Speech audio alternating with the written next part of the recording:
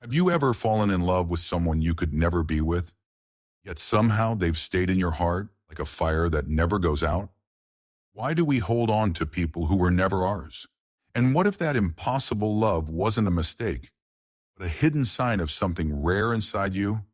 Something Carl Jung believed only a small part of humanity carries? Stay with me, because what you'll hear may completely change the way you see your heartbreak and yourself. A rare personality type. Carl Jung discovered that people who have loved someone they couldn't be with often share an unusual trait. He called it a differentiated soul, a rare psychological depth present in fewer than 8% of people. Most people love conditionally. They love what completes them, what fills their emptiness, what makes life easier. But if you've ever chosen love knowing it would bring you pain, if you valued truth over comfort and authenticity over possession, you may be different.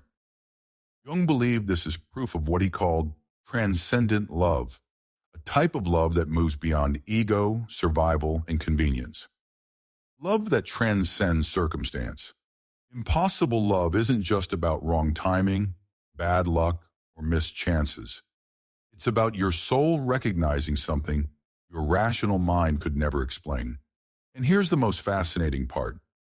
Jung believed that loving someone you can't have isn't about them at all. It's about you. The mirror of the soul. That person you couldn't have may have been more than just a romantic figure.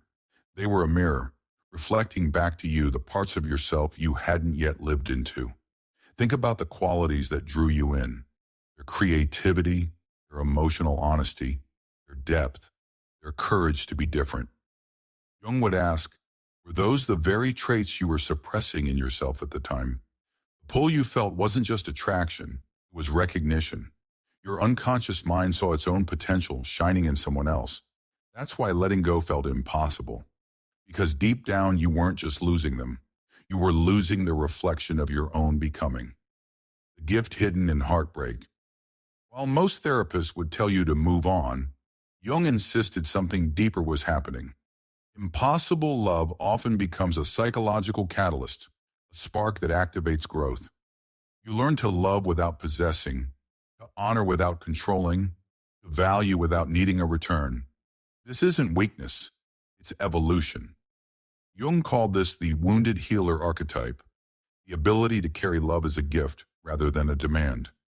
Your impossible love wasn't your downfall. It was your initiation into a deeper, rarer way of connecting.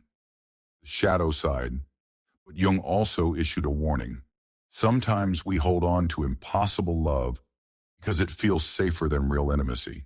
It's easier to adore someone unreachable than to risk rejection from someone who's actually available. This creates what Jung called romantic inflation. The person you couldn't have becomes perfect in your imagination because they never get the chance to be human. Psychological gifts of impossible love.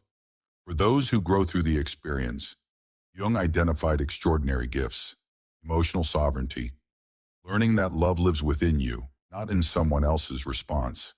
Psychological depth, the ability to sit with longing, to carry contradictions, to love in complexity.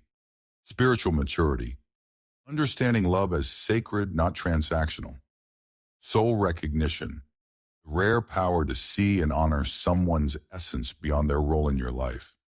These capacities don't erase the pain, but they transform it into something meaningful, turning heartbreak into initiation and longing into expansion. Danger is staying stuck in that illusion, because true growth doesn't come from idealizing the impossible.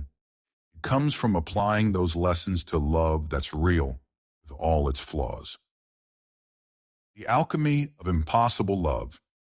Jung described this process like alchemy, turning emotional lead into spiritual gold. First comes the darkness, the grief of losing what you thought could be.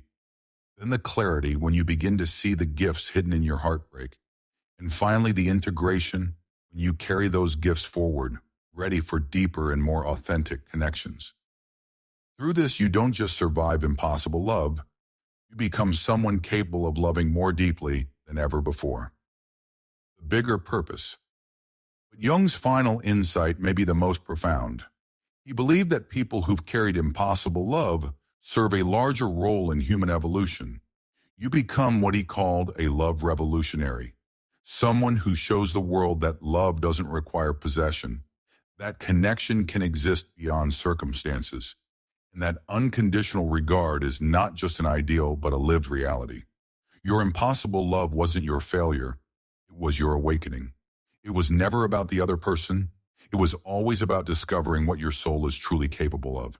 So ask yourself, did your impossible love break you, or did it shape you into someone rare? If this resonates, share in the comments. What did that impossible love teach you about yourself? Because sometimes the love we never had is the one that reveals who we truly are.